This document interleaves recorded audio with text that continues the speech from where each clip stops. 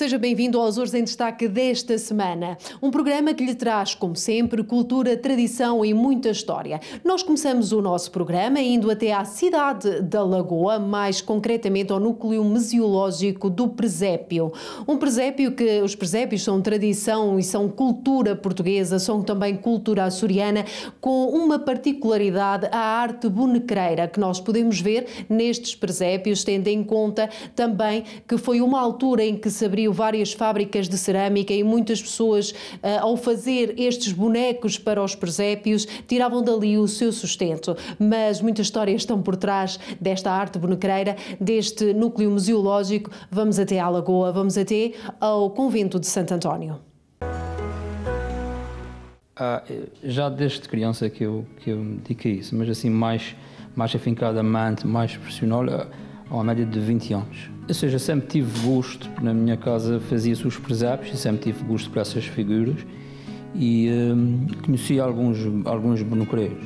E foi a partir daí que tive gosto, depois fui tirar uma formação, pronto, e nunca mais parei. Fiz os meus primeiros bonecos, fui para uma feira e a partir daí comecei a ter encomendas e nunca mais parei de fazer os bonecos. Em relação ao material, qual é o material assim, mais próprio para fazer os bonecos do presépio? É o barro. É simplesmente só barro. Pode ser branco, pode ser também desse castanho, mas é só barro. E em relação aos moldes, quais são os moldes ou os bonecos que as pessoas mais encomendam? São os bonecos, ou seja, dentro das nossas tradições. Ou seja, as bandas de música, os camponeses, as mulheres do capote, também as procissões, é dentro desses géneros, assim, com trajes regionais. E aqui no núcleo, para além de fazer os bonecos, também ensina o quem vem visitar, correto? Sim, nós temos já sexta-feira, damos formação, depois de fazer uma inscrição, e damos a formação a todas as sextas-feiras. E essa formação é destinada a alguma faixa etária ou pode vir qualquer pessoa? Pode vir, desde crianças, adultos e mais idosos podem vir. E na faixa etária das crianças ou dos adultos, quem é que acha que fica mais interessado em aprender como se faz os bonecos? Os jovens gostam imenso, ou seja, eles gostam e as crianças também gostam. Não têm muita paciência, mas nota-se que eles gostam. Já os outros já vêm com ideia fixa o que há, portanto, fazem aquilo que querem, já têm mais ou menos uma ideia. Mas nas escolas nós notamos isso, que eles gostam. Mas é tal coisa que já disse, não têm muita paciência. E quanto tempo em média leva para fazer só uma peça? É assim, eu não posso contabilizar bem isso porque isto é feito por várias fases. Faço uma fase, depois tenho que deixar secar. Logo tenho que limar tudo à volta. Isso é outra fase. Depois isso vai ter que secar. Depois vai passar pela cozedura e depois a partir daí que vamos pintar. A gente sabe que isso está em vias, um bocadinho em vias de extinção. Embora tenhamos aí um ou outro mais novo, mas já não é com aquelas quantidades que havia antigamente. Também, ou seja, as pessoas também não há grande há procura, já houve mais, agora este ano infelizmente estamos a passar por esta fase não muito boa. Eu próprio tenho pessoas que ainda me procuram, vão à minha casa, mas ou seja, se houvesse os tais bonecreiros que havia antigamente, não tinha mercado para todos. Bem, havia já um espaço designado como o Museu do Presépio, que entretanto tinha sido desativado. Quando eu assumi estas responsabilidades aqui na Câmara, sugeri à Câmara que essa tradição, como a tradição tão importante do Conselho, pudesse ser homenageada no espaço do convento, porque este convento é um antigo convento franciscano. E foi precisamente São Francisco de Assis que organizou o primeiro presépio, na Idade Média, em Grécia, uma cidade italiana, e portanto há uma grande tradição, uma ligação muito íntima entre as tradições franciscanas e as da Natividade. Portanto, fazia sentido reconciliar esse aspecto da história com esta tradição, que é também uma tradição que entretanto se tornou importante para o Conselho da Lagoa no século XIX. Este núcleo é composto de 3 espaços, uma oficina, a oficina de arte bonecareira, onde nós temos um artista bonecareiro residente que faz bonecos aqui, bonecos de presépio, e também dá formações às sextas-feiras, desde que devidamente agendadas com a respectiva antecedência. Depois temos 2 salas, uma sala em que se contextualizam os aspectos relacionados com a natividade, como é que o culto da natividade se propagou pela Europa ao longo de muitos séculos, como é que ele chega aos Açores, como é que ele se torna importante para o Concelho da Lagoa com a abertura das fábricas de cerâmica no século XIX, e depois como é que essa abertura e a construção, o processo de construção da identidade regional que é empreendido pelos intelectuais, pela elite intelectual micalense, como é que eles se articulam com os bonecareiros para produzirem bonecos de presépio que se referenciam às nossas tradições, às tradições do mundo rural, que era uma forma de afirmar a distinção cultural dos Açores face a um mundo que se estava a globalizar, nomeadamente com a chegada dos primeiros turistas aos Açores. Depois, aqui nesta sala, que é a sala 1, nós podemos ver como é que estas diferentes tipologias, porque há diferentes tipologias dos bonecos de presépio, há também diferentes recursos estilísticos.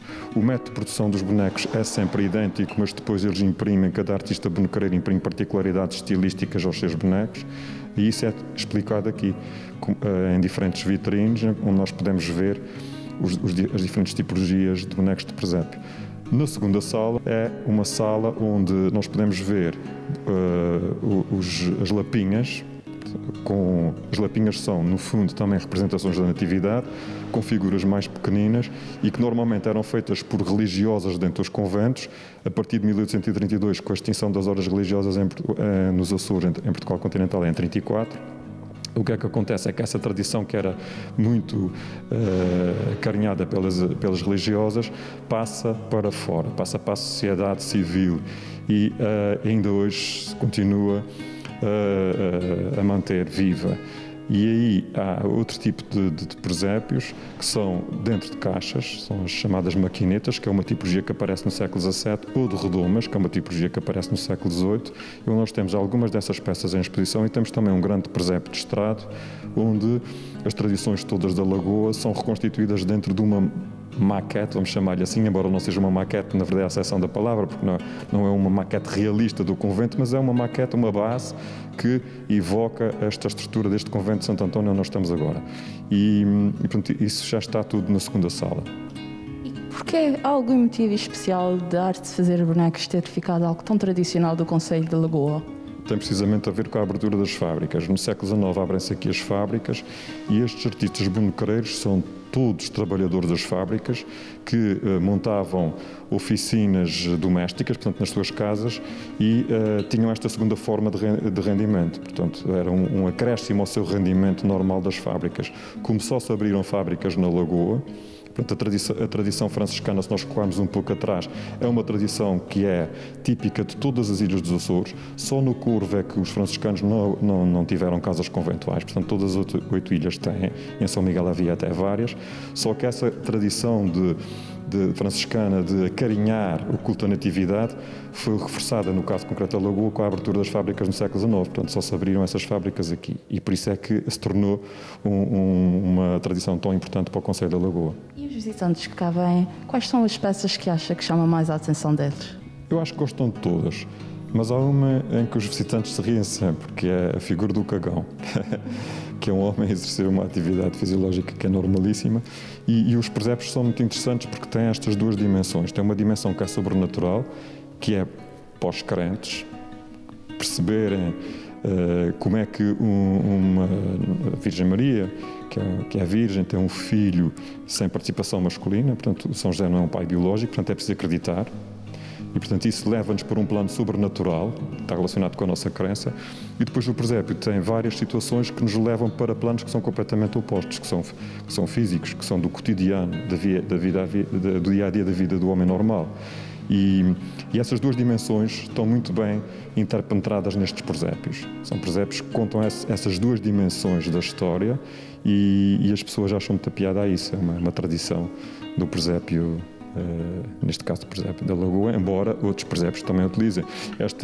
Esta noção de introduzir nos presépios atividades do cotidiano normal, vem do século XVIII, e o grande mentor disto em Portugal é o escultor Machado de Castro, que começa a fazer os primeiros presépios com este tipo de atividades, e que depois se mantiveram tão forte, com essa corrente tão forte até aos nossos dias. Por último, que tipos de atividades é que o núcleo propõe aos seus visitantes? Nós temos temos um caderno de serviço educativo que não é exclusivo deste núcleo, portanto todos os núcleos têm atividades previstas, todos os núcleos do Museu de Lagoa Açores têm atividades previstas nesse âmbito. Temos também as formações que são dadas às sextas-feiras, como há pouco dizia, pelo Sr. João Arruda, o nosso bonequeiro residente, e temos também atividades relacionadas com o Natal. Portanto, no Natal nós patrocinamos aqui no Concelho da Lagoa o concurso de presépios. Temos uma rota bonequeira que está online e que permite às pessoas em qualquer parte do mundo saberem quais são os bonequeiros que no concelho ainda produzem bonecos de presépio, ter acesso às suas páginas no Facebook ou aos seus sites de internet, se for esse o caso, os seus contatos, os seus e-mails por aí fora, e fazerem encomendas diretamente. E, por outro lado, o concurso de presépios também é uma forma de chamar a atenção para a importância que esta atividade tem para o concelho. É uma atividade que hoje em dia tem menos bonequeiros, mas que a Câmara não pretende deixar morrer, antes pelo contrário, é uma atividade que pretende continuar a apoiar. E depois da Lagoa vamos até Ponta Delgada, a um dia muito especial, o Dia Municipal da Igualdade, que foi assinalado com a distribuição de 225 bonecos que simbolizaram a diversidade. E foi o vereador Paulo Mendes quem acompanhámos nesta distribuição pelas escolas destes bonecos e deste simbolismo. Vamos até lá. Nós, enquanto municípios, achamos que é muito relevante termos um dia municipal para celebrar a igualdade, que tem como objetivo que é sensibilizar os nossos munícipes para a diversidade e, sobretudo, pegando na diversidade enquanto fator de enriquecimento.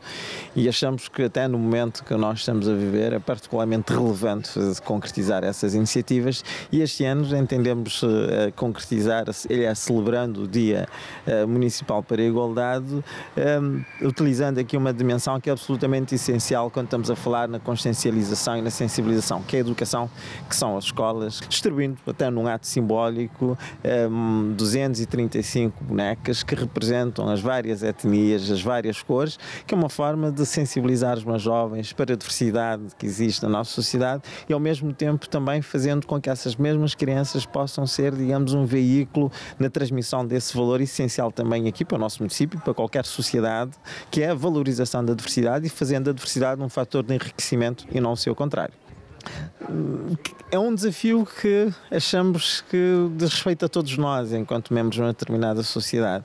Neste sentido, este ano resolvemos incidir sobre os jovens e sobre um dos eixos, conforme disse, que é absolutamente essencial quando estamos a falar de eliminar as discriminações, potenciar uma sociedade inclusiva e, sobretudo, consciencializando as pessoas para o valor da diversidade. E a arma mais poderosa que nós temos enquanto sociedade é justamente a educação, é justamente os mais novos, e por isso que este ano resolvemos centralizar as nossas ações com os mais jovens, na rede pré-escolar, utilizando um ato simbólico. Mas, ao mesmo tempo, também nesse esforço de sensibilização, vamos apresentar o nosso Plano Municipal para a Igualdade, que é uma forma, enfim, do município se comprometer e ter medidas concretas no sentido de nos permitir, de facto, sermos mais consequentes nesse trabalho e, por outro lado, também utilizando a formação. E está a decorrer, por exemplo, neste momento, uma formação para os professores, no sentido de lhes dar competências, de refrescar alguns conceitos e, sobretudo, também sensibilizá-los para essa temática da diversidade, para esse falta de não discriminação. O que é que nós vimos é que as nossas sociedades nos últimos tempos, obviamente, que fizeram conquistas muito interessantes e muito válidas, mas são conquistas relativamente frágeis e não devemos ficar à sombra, chamamos assim, dessas mesmas conquistas, e devemos permanentemente chamar a atenção de que, efetivamente, a nossa riqueza enquanto sociedade está nessa mesma diversidade e nós, enquanto município aqui, e o principal município dos Açores, não podemos ficar fora, digamos, desse esforço, e foi com essa motivação que estamos a celebrar essa iniciativa. São iniciativas que têm que ser consistentes, iniciativas permanentes. Nós, ao longo do ano, obviamente que vamos fazendo um conjunto de iniciativas. Sinalizava aqui essas três, conforme disse. O nosso plano municipal, que vamos fazer apresentar apresentação durante o dia da manhã, que tem um conjunto de iniciativas, métricas, indicadores que nos ajudam, de facto, a fazer esse caminho de forma consistente. E nós estamos muito empenhados com os outros parceiros de utilizar a educação enquanto a melhor ferramenta que nós possamos aqui ter, incentivar, fazer mais iniciativas junto das escolas, falar sobre o tema das discriminações, porque às vezes são temas relativamente incómodos, pensamos que às vezes que são temas óbvios para a maior parte das pessoas e não é, e a nossa incidência enquanto autarquia é justamente, portanto, fazer permanentemente essa campanha de sensibilização e utilizando também aqui as boas práticas, utilizando ao mesmo tempo também os bons exemplos que nós temos nesse sentido. E chegou a altura do nosso intervalo, um breve intervalo, não saia do seu lugar. Nós voltamos já a seguir e vamos novamente até à Lagoa para descobrir mais tradição e mais cultura. Sejam bem-vindos à segunda parte do nosso programa, do nosso Açores em Destaque, um programa cheio de cultura, de tradição, um programa que leva até vós um pouco dos nossos Açores. Nós voltamos à Lagoa, à cidade da Lagoa, mais concretamente à freguesia de Santa Cruz, para o levar até à igreja e aos seus espaços adjacentes, onde podemos encontrar 6 núcleos distintos de arte ligadas à religiosidade, ligadas à tradição, àquilo que os Açores mantiveram da sua cultura e da sua tradição. Vamos até lá, vamos ver como estão distribuídos estes 6 núcleos em Santa Cruz.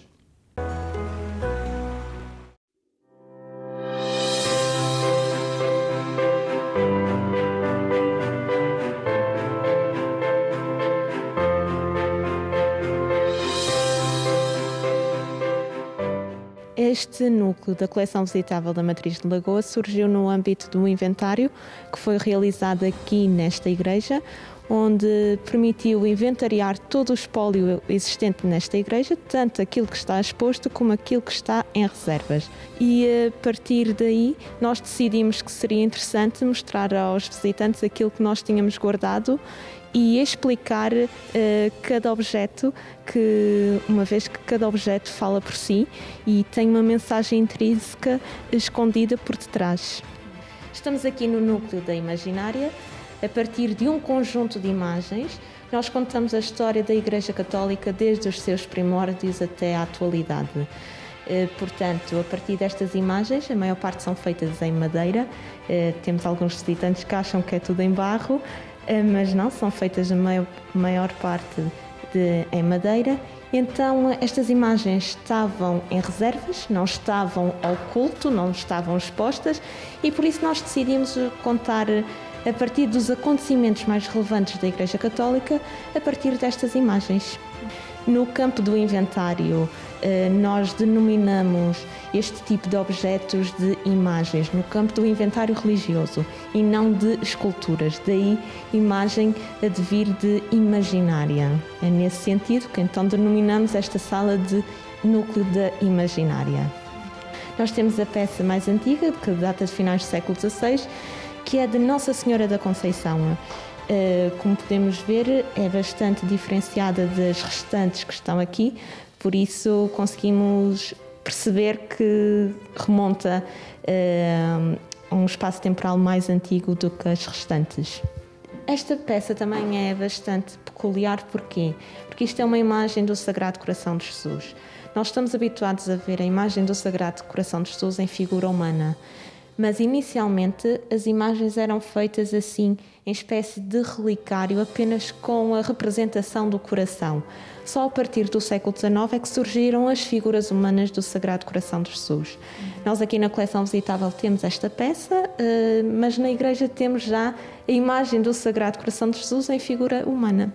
A partir deste núcleo da orivesaria, nós falamos sobre a vida de um cristão que se inicia precisamente na capela batismal com a administração do primeiro sacramento, que é o sacramento do batismo.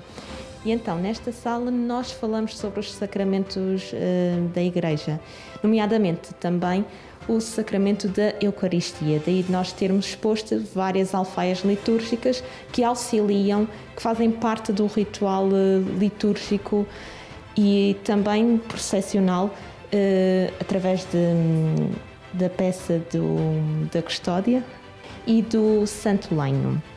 Esta peça é bastante peculiar, porquê?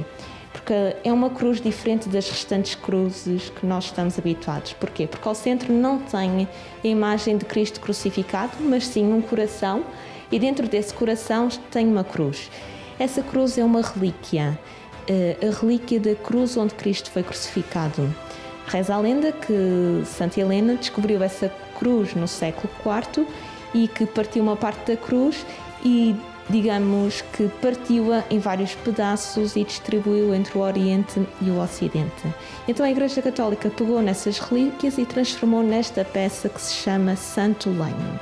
Estamos no núcleo da cerâmica e da azulejaria, que fica num espaço que remete bastante a curiosidade para os nossos visitantes, uma vez que está no tardós do retábulo mor.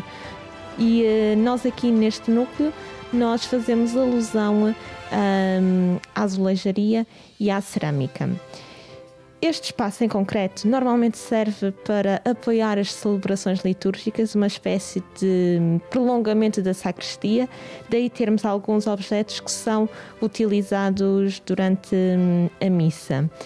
Depois, nós temos também objetos de cerâmica feitos na fábrica da Cerâmica Vieira, uma fábrica daqui da zona, da Lagoa, que mantém a sua atividade de forma artesanal.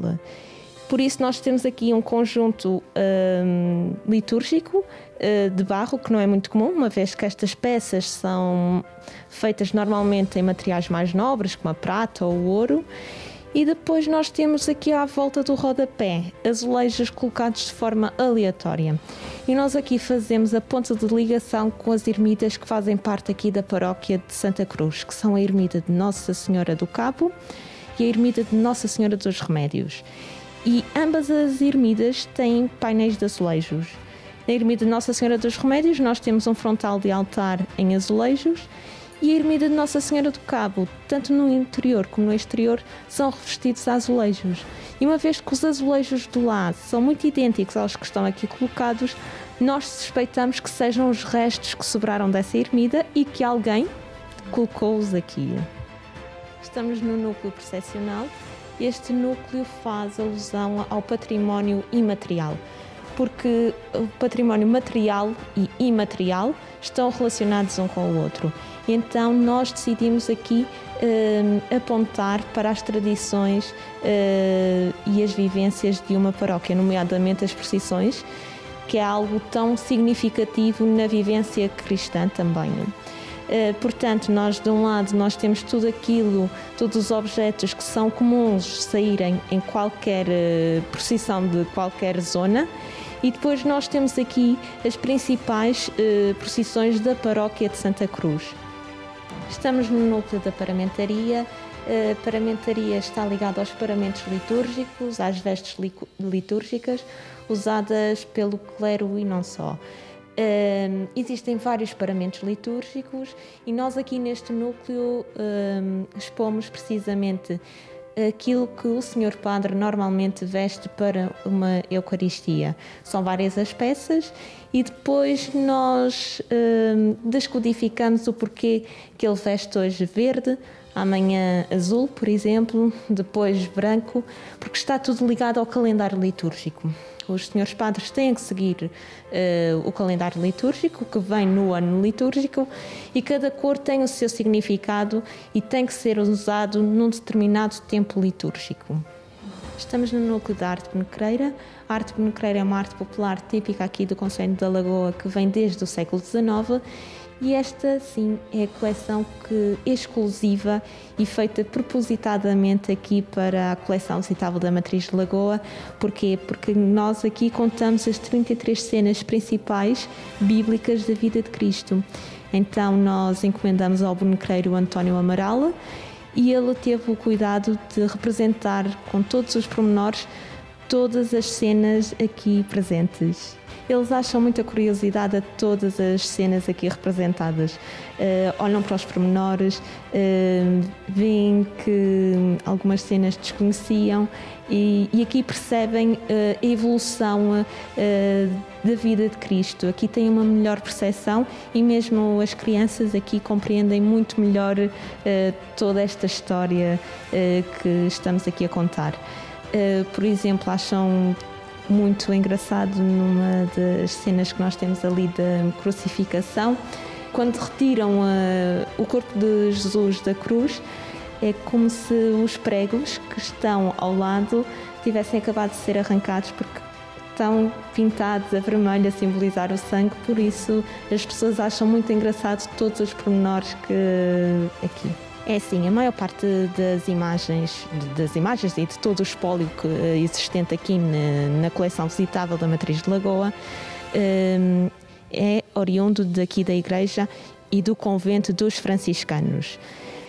A partir daí, nós temos recebido algumas doações de particulares, de pessoas da comunidade que querem que nós continuemos a preservar o património e acham então que este é o sítio mais apropriado para albergarmos, estudarmos e divulgarmos.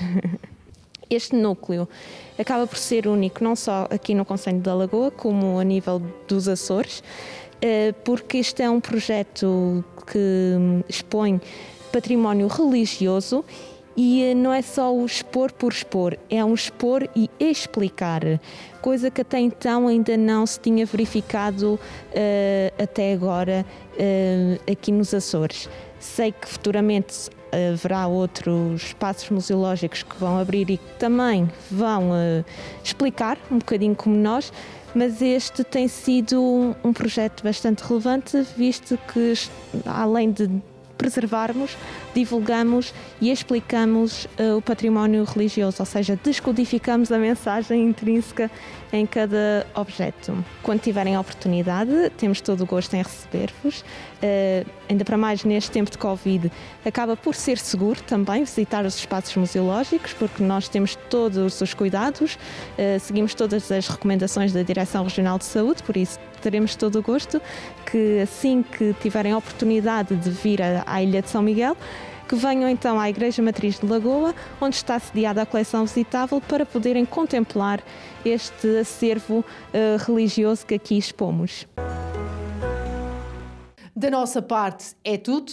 Não se esqueça que se quiser entrar em contacto connosco pode fazê-lo através do mail azoresemdestaque@gmail.com. Nós esperamos por si. Mandamos-lhe um abraço do tamanho dos nossos Açores, das nossas 9 ilhas. Para si que está desse lado, a saudade é imensa. Esperamos que muito em breve nos possamos ver, que vocês possam voltar à vossa terra natal, que possam matar saudades dos vossos familiares. Até para a semana.